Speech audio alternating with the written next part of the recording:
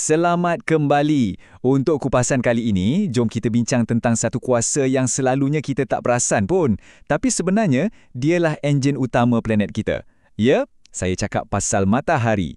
Ia bukan sekadar lampu gergasi di langit, tapi sumber tenaga eksogenik yang membentuk daratan dan memacu cuaca kita. Pernah tak anda terfikir, macam mana cahaya matahari yang nampak macam biasa je ni boleh pecahkan batu yang keras dekat gunung? Atau dari mana datangnya angin yang kita rasa setiap hari? Bunyi macam dua benda yang tak ada kaitan kan? Tapi sebenarnya, puncanya datang dari satu sumber tenaga yang sama. Okey, konsep penting kat sini ialah tenaga eksogenik. Senang cerita, ini tenaga yang datang dari luar bumi. Dan untuk planet kita, sumber utamanya tentulah matahari. Cuba bayangkan, matahari ini macam enjin gergasi yang membekalkan haba yang kemudiannya mencetuskan perubahan fizikal pada permukaan bumi dan menggerakkan segala-galanya di atmosfera kita. Okey, jom kita mula dengan bahagian pertama. Macam mana matahari ini boleh ukir daratan kita? Kita akan lihat bagaimana bahang suria memulakan proses-proses yang mengubah landscape di sekeliling kita. Ini dia salah satu kuasa senyap matahari. Setiap hari, benda yang sama berlaku.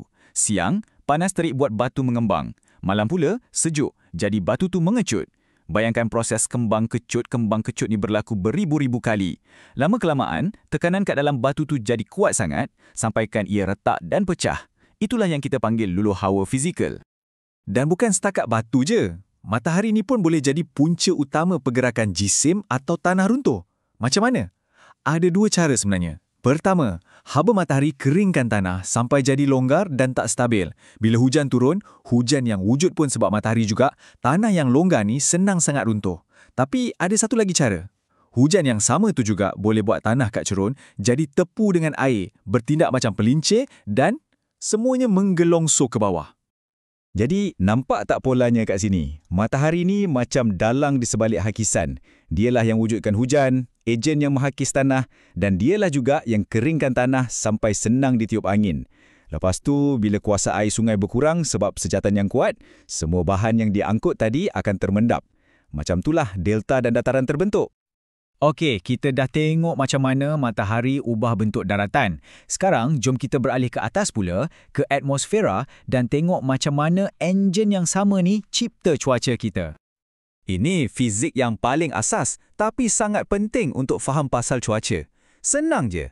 Tempat yang dapat banyak cahaya matahari, udaranya jadi panas. Udara panas ni ringan, jadi dia naik ke atas. Bila dia naik, dia tinggalkan satu zon tekanan udara rendah. Sebaliknya pula, kat tempat yang sejuk, udara dia lebih berat, jadi dia turun ke bawah. Ini mewujudkan zon tekanan udara tinggi. Dan inilah kuncinya. Alam semula jadi ni sentiasa nak seimbang. Jadi, udara secara automatik akan bergerak dari kawasan tekanan tinggi ke kawasan tekanan rendah. Pergerakan udara secara besar-besaran inilah yang kita panggil angin. Lagi besar beza tekanan tu, lagi kuatlah angin bertiup. Semuanya berpunca daripada matahari. Matahari juga adalah bos besar dalam kitaran air. Macam ni, haba matahari panaskan air laut dan tasik. Tukarkan air tu jadi wap. Ini kita panggil sejatan. Wap air ni ringan, jadi dia naik ke atas. Bila dah sampai atas, udaranya sejuk. Wap air tu bertukar balik jadi titisan air kecil dan membentuk awan. Bila awan tu dah sarat, dah tak boleh tahan lagi, dia akan lepaskan air tu balik ke bumi. Jadilah hujan. Okey, jadi kita dah nampak macam mana matahari ni bentuk daratan dan cipta cuaca. Sekarang, jom kita kaitkan semua proses gergasi ni dengan kehidupan kita seharian. Pengaruh matahari ni ada kat mana-mana je. Cuba fikir. Pertanian perlukan matahari untuk fotosintesis. Sektor pelancongan memang harapkan cuaca cerah. Nelayan pula bergantung pada matahari untuk pastikan plankton hidup yang jadi makanan ikan. Dalam pembinaan pun sama, nak keringkan simen dan cat kena ada matahari. Paling senang, kita nak jemur baju pun guna tenaga matahari kan? Semuanya bersambung. Jadi, petikan ni memang merumuskan semuanya dengan sangat baik. Matahari ni betul-betul berfungsi macam sebuah enjin. Tenaga haba dia yang gerakkan perubahan fizikal kat daratan macam luluh hawa dan hakisan. Pada masa yang sama, tenaga yang sama jugalah yang jadi pemacu utama untuk semua benda kat atmosfera kita. Tekanan udara, angin dan kitaran air. Sebagai penutup, saya nak tinggalkan anda dengan satu soalan untuk difikirkan. Kalau kita tahu matahari ini adalah enjin yang mengawal sistem bumi dengan begitu teliti dan seimbang, apa agaknya kesan perbuatan kita, tindakan manusia, terhadap jentera alam yang sangat kompleks dan saling berkaitan ini?